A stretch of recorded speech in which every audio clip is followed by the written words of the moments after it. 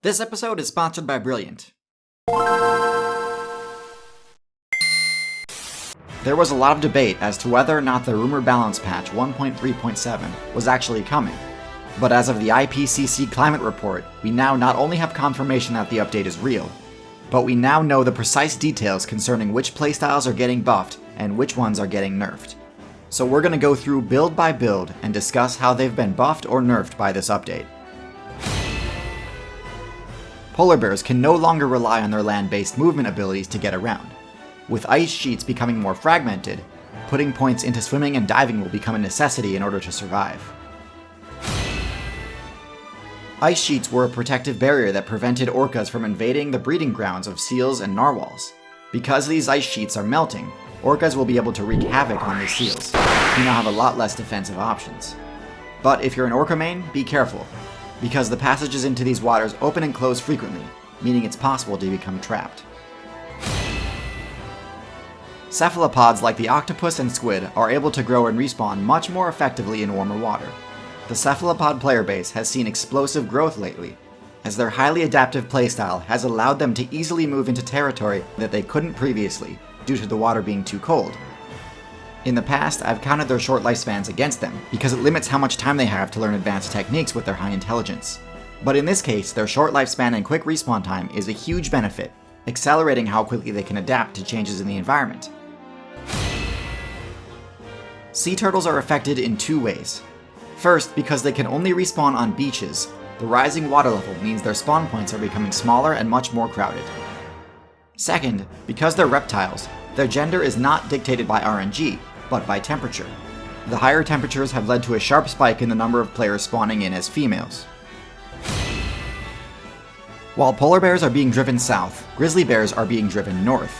This has led to the creation of a new build, the growler bear, which is essentially an intermediate between the two, that's more powerful than the grizzly bear, but also not limited to the Arctic like polar bears are. House cats are mostly unaffected by climate change, although the warmer climate allows cats to respawn at any time, instead of only in the spring. On the other hand, fleas and ticks also multiply faster, so make sure you have at least one human player in your party, so that they can heal you from the diseases that these parasites can cause. Jellyfish are perfectly suited to living in a warmer, more acidic ocean. Like cephalopods, they've seen explosive growth, but to an even greater extreme. The box jellyfish and irukandji in particular are quickly becoming the most oppressive builds in the meta, in some cases even damaging battleships. It's been over 500 million years since the last time jellyfish were top tier, so I see this as a fair balance change. Increased overworld temperature has different effects in different places. In some areas it means more water, and in some places, like the African savanna, it means a lot less. Ticks in Africa thrive in drought conditions, which is terrible news for mammal builds playing on that server. In particular, lions, wildebeest, and antelope can expect to be playing with reduced max HP because they'll constantly be being drained by tick players. In the Midwest, tick populations are surging as well, which has been disastrous for moose and deer populations, as well as a certain YouTuber who got Lyme's disease. Not a ton to say here except that the increased temperature expands their range a bit, since the areas that were previously too cold are now habitable. This applies to sea snakes too. One of the other new changes in this update is an increase in severe weather event frequency and severity.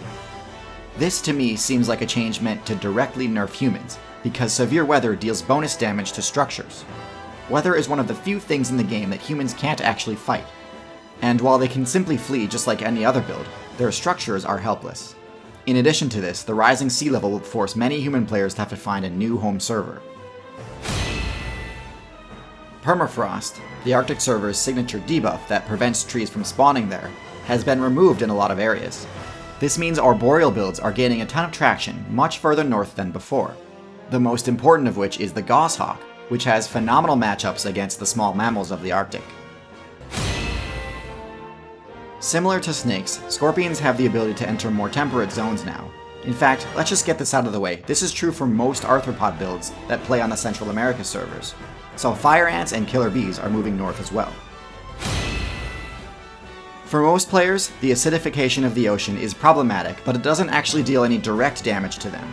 However, for bivalves, as well as for just about any build that puts points into a shell, The acidic ocean directly corrodes their armor, damaging it and drastically lowering the player's defense level, which is pretty much the only thing they have going for them. Most tigers live near the coast, which is the region most threatened by climate change, along with the Arctic. Tigers rely on coastal freshwater springs in order to survive, but the rising sea levels are causing some of these springs to mix with saltwater. The increased rainfall in the northern servers has vastly increased the spawn rates for mosquitoes, which require standing water to respawn. This is a problem for crow players because the West Nile debuff Mosquito Spread deals bonus damage to crows. One of this build's main advantages is its ability to move through deep snow without receiving a speed penalty, but with snowfall being reduced and winters being shorter, this advantage is becoming less useful, so Wolverine players may want to invest those points somewhere else. The increased rainfall and temperature has accelerated the spread of chytrid fungus, an infection that directly targets amphibians and is one of the deadliest plagues in the history of the game. Ultimately, this only accelerates the inevitable, but yeah, amphibian players, you had a good run. I'm surprised you kept trying to make amphibians work considering how much power creep has occurred since the Devonian. But it's time to start playing better characters. You'll always be remembered as the first vertebrates to unlock the terrestrial servers. That's all the changes that have been found so far. Honestly, I think this patch is going to be one of the most controversial updates in the history of the game. A lot of the parasitic builds got buffed, while many fan favorites got nerfed. I am excited for the buffs to Jellyfish and Cephalopods though, since both of those classes are some of my personal favorites. One of the things I'm most surprised about is that while they did receive nerfs to their buildings, the human's intelligence stat didn't get nerfed. So if you're a human main, why not put your learning abilities to good use by solving the puzzles on Brilliant.org?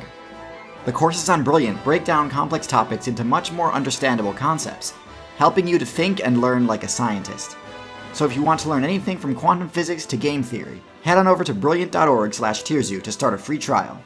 Have fun leveling up your intelligence, and thanks for watching. Thanks again to Brilliant for sponsoring this episode, and thanks especially to my patrons on Patreon. Until next time, good luck out there.